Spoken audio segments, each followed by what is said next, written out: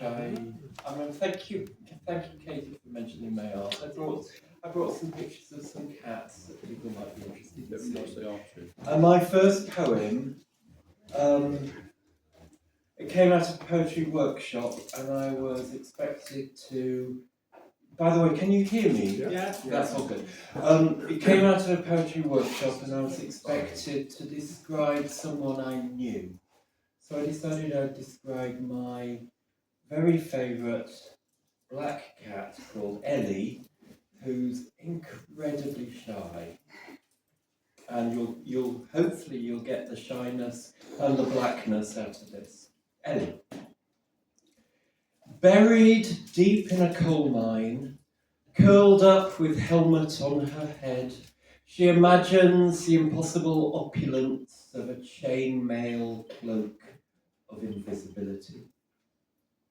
She sleeps buried in hummocks of drapes, interred in a dour, dingy cloak.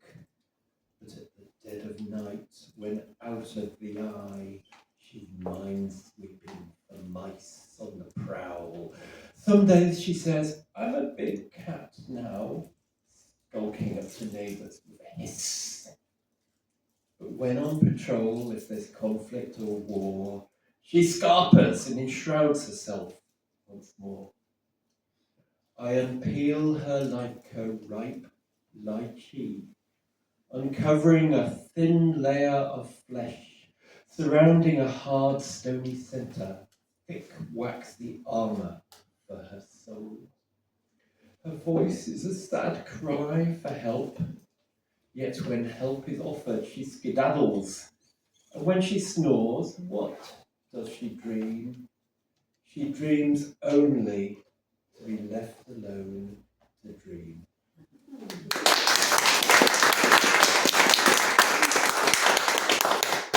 This was also a poetry workshop piece. It's about a turnstile.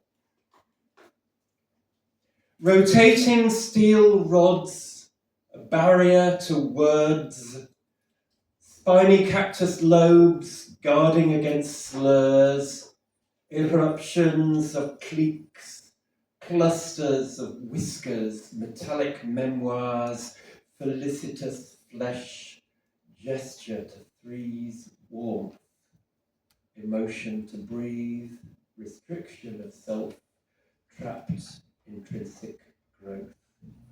Then with clicks and clacks, you roll out, release.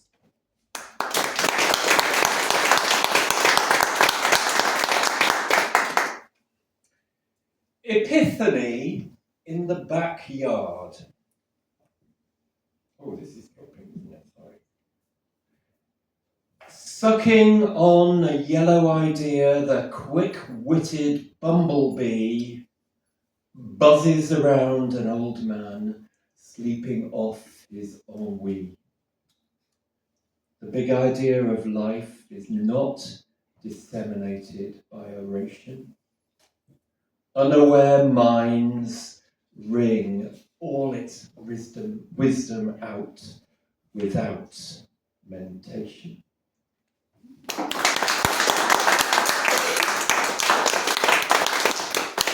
And I have a couple of haikus next. Bar of soap. Slippery Sud's mother, swimming in the bath, evading capture.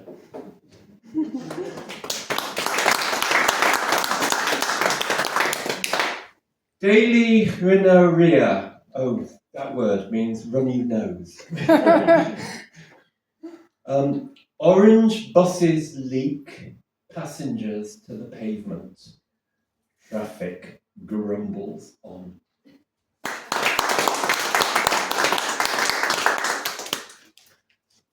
My penultimate piece for this set, the idea of love.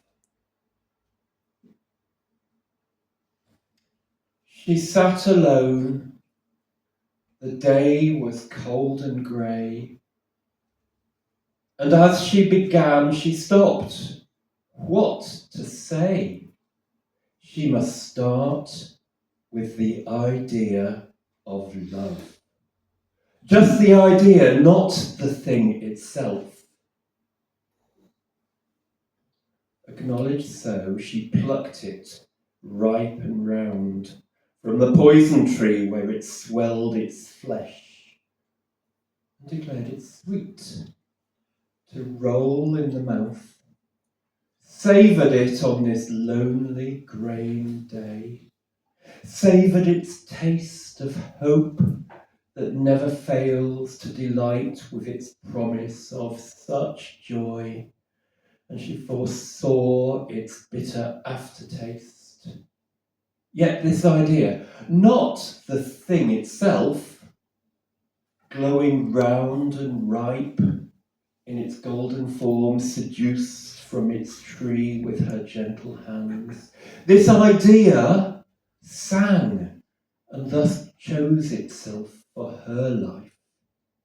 She chose love, yet not love, but its fresh idea as her only guide through the maze of spite, to frame all her words and to misinform all her pear-shaped verse that twists her tongue and declares she is mute.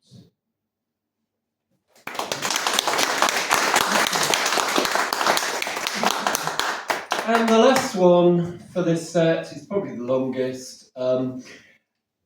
It's something slightly unusual. It's another of my prose poems, or you could argue it's a monologue, short monologue.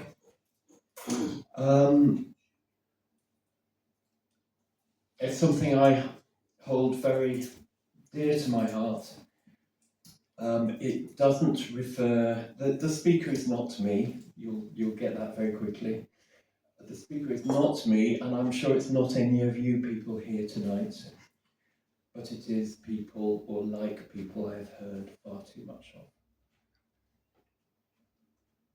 The fence. I don't know anything about it. I don't want to be drawn in. Culture wars, you know. Not that I am unsympathetic, of course.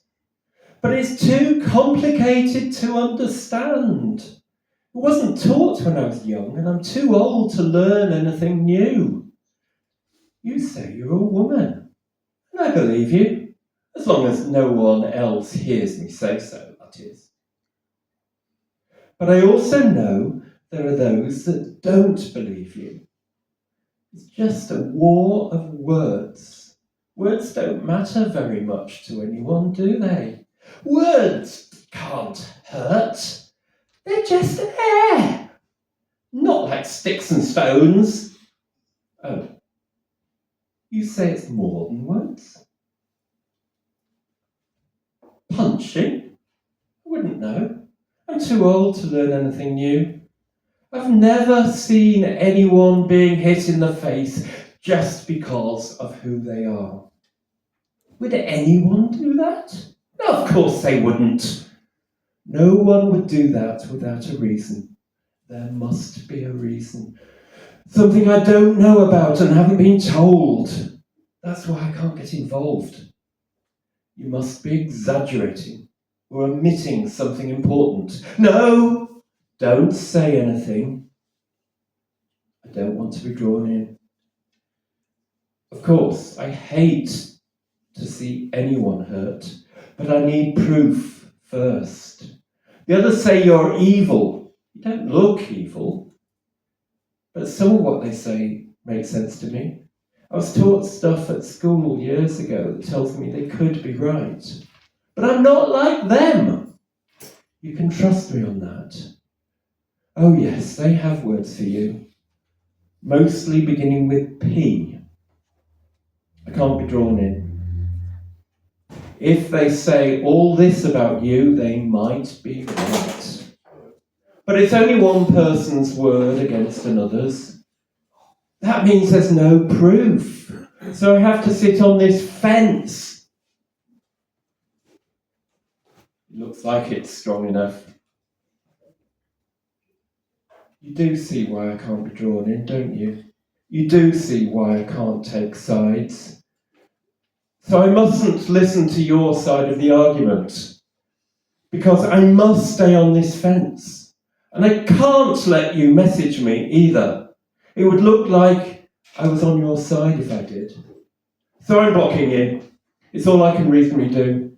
It's the only way to be fair to everyone. But you can count me as an ally. Goodbye.